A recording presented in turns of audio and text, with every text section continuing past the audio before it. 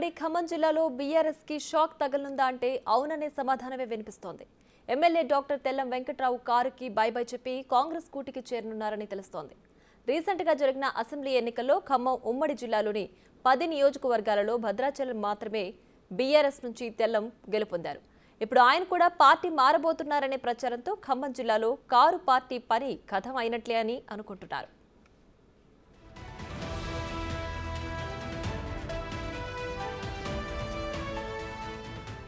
తెల్లం వెంకట్రావు మొదటి నుంచి రెవెన్యూ శాఖ మంత్రి పొంగులేటి శ్రీనివాసరెడ్డి ముఖ్య అనుచరుడిగా పేరుంది. అయితే భద్రాచలం సిట్టింగ్ ఎమ్మెల్యే పోదెం వీరయ్యకు కాంగ్రెస్ మళ్లీ ఛాన్స్ ఇవ్వడంతో తెల్లం బీఆర్ఎస్ పార్టీలో చేరి అనూహ్యంగా విజయం సాధించారు. అయితే మారుతున్న సమీకరణాల రీత్యా తిరిగి కాంగ్రెస్లో చేరతారని టాక్ కొద్ది రోజులుగా నడుస్తోంది. అయితే పార్టీ మార్పుపై వెంకట్రావుకి ప్రశ్నలు ఎదురైన ప్రతిసారి దాటవేసే ధోరణి అవలంబిస్తూ వచ్చారే కానీ స్పష్టమైన సమాధానం ఇవ్వలేదు.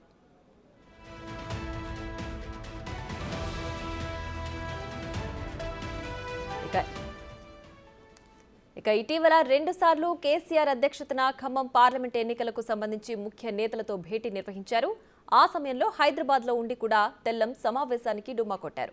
దీంతో ఎమ్మెల్యే త్వరలో పార్టీ మారుతున్నారని విమర్శలకు బలం చేకూరింది. నిన్న ఇల్లందు నియోజకవర్గంలో మంత్రి తుమ్మల నాగేశ్వరరావు ఆధ్వర్యంలో జరిగిన సన్నాహక సమావేశానికి తెల్లం హాజరు కావడం హాట్ టాపిక్ గా మారింది.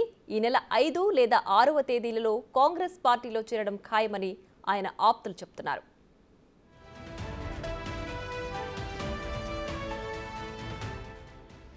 ఈ నెల 5న తెలంగాణ రాష్ట్ర కాంగ్రెస్ పార్టీ వ్యవహారాల ఇన్ఛార్జ్ మున్షి ఆధ్వర్యంలో కాంగ్రెస్ పార్టీలో చేరే అవకాశం మెండుగా కనిపిస్తోంది.